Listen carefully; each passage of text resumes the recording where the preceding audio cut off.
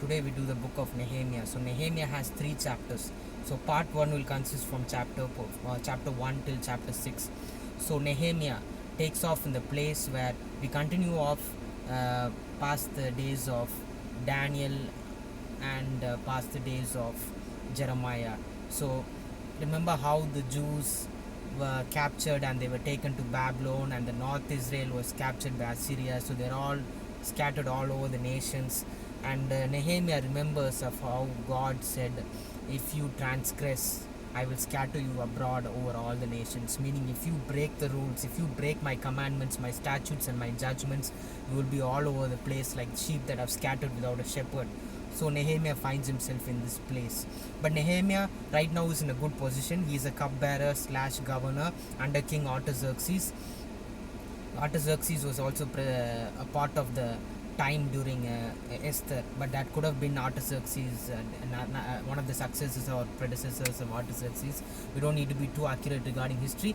Nevertheless, Artaxerxes was there during the reign during the book of Esther as well as during Nehemiah. So the special part about Nehemiah, Daniel, and Ezekiel is that they all pray saying the God of heaven. So it doesn't mean that it's a different God, but the way they describe and the way they pray is they pray that the God of heaven, or the God that made heaven and earth, which is a more powerful term rather than just saying God of Israel, God of heaven, the entire God, the God that made the entire earth and the world. So it's the same God, but nevertheless just the way they're calling is different. So Nehemiah is the son of Hachaliah, and the words, this is the Nehemiah himself has written this, because during the Bible he says, I asked this question and then they did this to me, they did this to us, and then I decided to do this and all that. So Nehemiah himself wrote it, which is why it's a very reliable account of how God has helped Nehemiah during this process. So this is the reason of this is the job that Nehemiah, the servant of God, was chosen to do, which is so on I will tell right now. So Hanani, which is one of the brothers of Nehemiah, came and told. So Hanani had come from Judah. So Judah was in ruins because all these years the people are all around, and so nobody is able to take care of Judah. Judah had suffered. The walls of Judah and Jerusalem are broken and have been consumed with fire. So he's complaining to Nehemiah, the cupbearer / governor of Artaxerxes. Judah is in ruins. All the people are in great affliction, and the gates are burned with fire. And then Nehemiah, as soon as he heard this, he sat down, he cried and fasted and mourned and prayed before the God of heaven.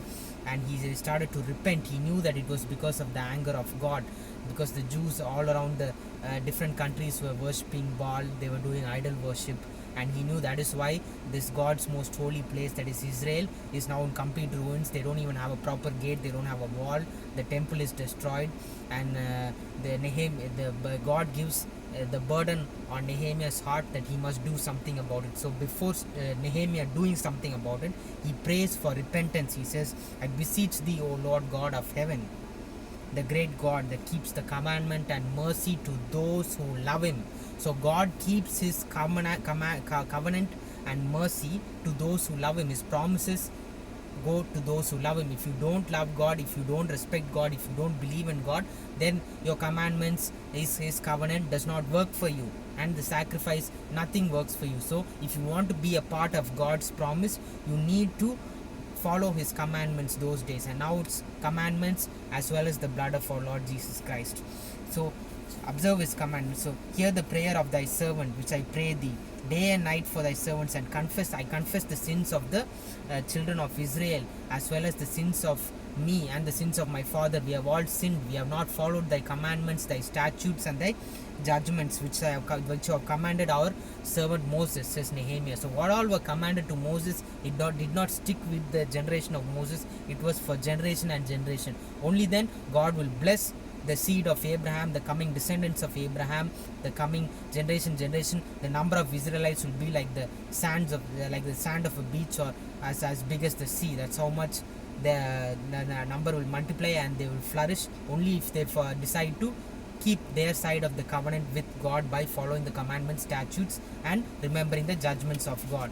So respect God. So Nehemiah says, I remember thy word that they have commanded to thy servant Moses. So Nehemiah also read the scriptures very well and said, if you transgress, I will scatter you abroad. That's what he said, Moses. So Nehemiah knows that that's the reason why Judah is in ruins. So if you turn unto me and keep my commandments, I will bring them unto the place that I have chosen to set my name there. So just as Moses had interceded for the sins of his people, at that time Nehemiah had interceded to God of heaven regarding the remnant people that were in Judah, who could not afford to construct a gate, who could not afford to rebuild the temple or the walls or the gates, etc. So Nehemiah was thinking, how do I take this matter up to the Artaxerxes the king? So he says one last prayer. Let now thine ear be attentive to the prayer thy servant, and to the prayer of who desire to fear thy name and prosper. So Nehemiah reminds God that I am your servant, and that I am here to fear you, and I desire to fear you, and only then you will prosper your children. He knows that. He knows the rules. And so throughout every single step that Nehemiah from the Artaxerxes chamber up to Judah, he always gives each and every credit to God, and he often repeats the word, the fear of God. Ought ye not have fear of the God? So we must have fear of the God. Anyone that does anything against God or anything against God's children, he often asks, don't you have the fear of God? He does not use the fact that he is a governor, or the fact that he is a cupbearer or a friend of Artaxerxes or a servant of Artaxerxes. Instead of using that, he uses the fact of the authority of our God. He reminds, don't you have the fear of God? So so it was the 20th year of reign of Artaxerxes. So he goes and tells Artaxerxes about how he is very sad and all that. So Artaxerxes asks, you don't look sick, then why are you sad? Then immediately Nehemiah was very afraid, and he said, let the king live forever, but my countenance is sad because the place of my father, that is my ancestors in Judah, it all lies waste. The gates are consumed with fire. The father's sepulchre all lies waste. So he requested the king, if it pleases him, that he allows to go, and that Nehemiah gave approximate time. The time is not mentioned in the Bible. Within this time, I will go and set things right in Judah. I will rebuild the gates and the walls. But with your help, O King Artaxerxes, if I have found favor in your eye, O King, please let me move forward with it. So he also asked the king Artaxerxes to give him the proper letters and documents, so that he will be able to cross the river and the borders, so that he can safely reach Judah. So that is a royal document. So, and also a particular letter to Asaph, so that he will be able to take the required amount of wood from the wood storehouse or from the forest, so that he can help it to construct or repair the gates. So he needed this timber to make beams for the gates of the palace. So and the king granted Nehemiah according to the good hand of God. So Nehemiah says that all these requests that Nehemiah has asked has been handed over to him by the king through the good hand of the God. Through good hand of God. So if God did not have a good hand, and if it was not God's will, Artaxerxes would not have allowed Nehemiah to get all these things that he has requested, because those days the kings were very tough. It doesn't matter if you're a cupbearer or a governor, whoever you are, the kings will always be afraid to give you responsibilities and powers, because then there is a chance that they will become their next enemy, or their next they'll become more powerful in the future. But nevertheless, because of the good hand of God, Nehemiah was granted all he requested. So Nehemiah gives credit to God each and every step. So the king sent captains of the army and horsemen along with Nehemiah as an added gift. So Nehemiah arose in the night, and along with some few men he went to the gate of the valley and before the dragon wall, to view the walls of Jerusalem. So the first thing he saw was the gate of the valley before the dragon well on the walls of Jerusalem. Then Nehemiah said to them, do you all see the distress that we are, how Jerusalem is lying waste, how bad the situation is? So come, let us build up the wall of Jerusalem. Nehemiah went and told all the Jews, all his brethren over there, about what all King Artaxerxes had done, and he said, come, let us all arise and build. He went and encouraged the people that look how Jerusalem is lying waste, let's do it together, united in God. So So during this time, this is the throughout this book, Nehemiah has three enemies. One is the Horonite, then Tobiah, and the Arabian. So these are probably fellow servants or fellow governors who often visit Jerusalem. And then when they had found out that this was the reason that Nehemiah came, they started sarcastically laughing at Nehemiah, like, what place is this? It's in such ruins, and what are you going to do by rebuilding this gate? Or like, who are you to rebuild this gate? Or let's see how good of a job you're going to do. They started to scorn and laugh at Nehemiah. So Nehemiah, when he heard this, he said, the God of heaven, he will prosper us. He will prosper us, and we are his servants. We will arise and build. You have no portion, nor memorial, nor right in Jerusalem. Nehemiah puts all three of them in their place. You have no portion, no right, nor memorial in this place. This Jerusalem is this place of us. We are God's servants, and the God of heaven will help us to do it. We don't need you to sarcastically laugh at us. Nehemiah says, the God of heaven, we his servants will arise and build. You have no right to stop us, says Nehemiah. So then the first step was taken by Eliashib, the high priest, and he helped repair the sheep gate, and he sanctified it and set some doors to it.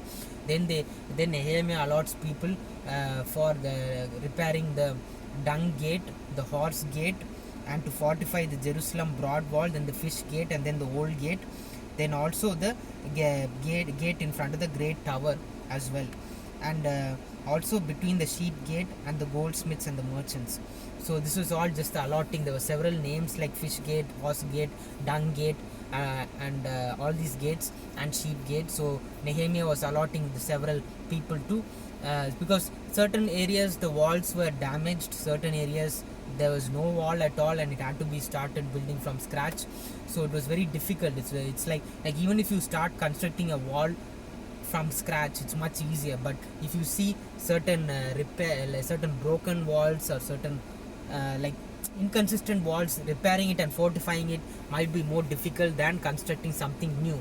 So he had to allot the people to several places. So when Sanballat had heard this, that is the first enemy, Sanballat the Horonite, which I had said, heard he built the wall, he started mocking the Jews again, and he said, so what are you feeble Jews going to do? You're going to fortify this, and then you're going to sacrifice to your God? Because he's mocking the way Jews sacrifice to their God, because these Sanballat, the Arabian people, they're all people who commit idolatry. So this sort of sacrificing, then the Jews and all their humbleness is all weakness in front of their eyes, and they started mocking. And the Tobiah the Ammonite said, what is this you have started constructing? Even if a fox jumps on your wall, it will break by itself. Then Nehemiah got very angry, and he started praying, here, O God, we are despised. Let what all disapproval they are giving upon us be fall upon their own head. Whatever sin they are committing, please do not blot out that sin. Do not forget that sin, because they are provoking you, O God, with anger in front of all the builders, says Nehemiah. So Nehemiah prays with so much of anger and so much of recognition of the authority of God as the judge that he's constantly watching. So he says, so immediately they continue to build the wall, and the people had a mind to work. Then Sanballat, Tobiah, and the Ashdodites heard that the walls of Jerusalem were being made, and they became very angry. So each step they were very jealous of him. So they all conspired to fight against Jerusalem and to hinder it. So Nehemiah made our prayers unto our God and set a watch against them day and night. So Nehemiah was getting more and more scared, because he knew any time the Ashdodites or the Ammonites or the Arabian or Sanballat will start to attack or probably even break the wall again, which they are trying to create. So he said, all the servants, you come and sleep here in Jerusalem with us, so that morning you can immediately get on to work. Because if everyone sleeps together in the same place, then you can there will be protection and a watch person as well for the gate. So that's why it's very important. Nehemiah told all the workers, be not ye afraid, and have the fear of God, which is, we have a great and terrible God, and he will fight for us, our brethren and our sons and daughters. Then so they all got encouraged, and they returned to their work. And while they were constructing, even like if one man is like constructing the or like engaged in the work of the wall. In one hand he's doing the work, in the other hand he's holding a weapon. So every single second of their work they had to fight in fear, because they were surrounded by enemies, and the Cold War was increasing. Anytime anyone can attack and destroy what all actions they have done. So it was the job for Nehemiah to be a mediator, to like make sure that the Jews did not get discouraged and stopped the work in any time. He wanted it to be done quickly, because he had to go back within the time that Artaxerxes had given him. Because if he stays too long, Artaxerxes will start becoming suspicious that Nehemiah is trying to just make a name for himself and trying to settle in Jew, and he might even revolt against Artaxerxes then. So there was so much troubles. Imagine how much struggles that were going on in the mind of Nehemiah, and in each and every time he had the fear of God, and he warned anyone that opposes the children of God that they will really get it back. So Nehemiah had a man near him with a trumpet, so in case anyone that comes to attack, he will sound the trumpet and everyone should come immediately to fight against anyone that tries to break the wall.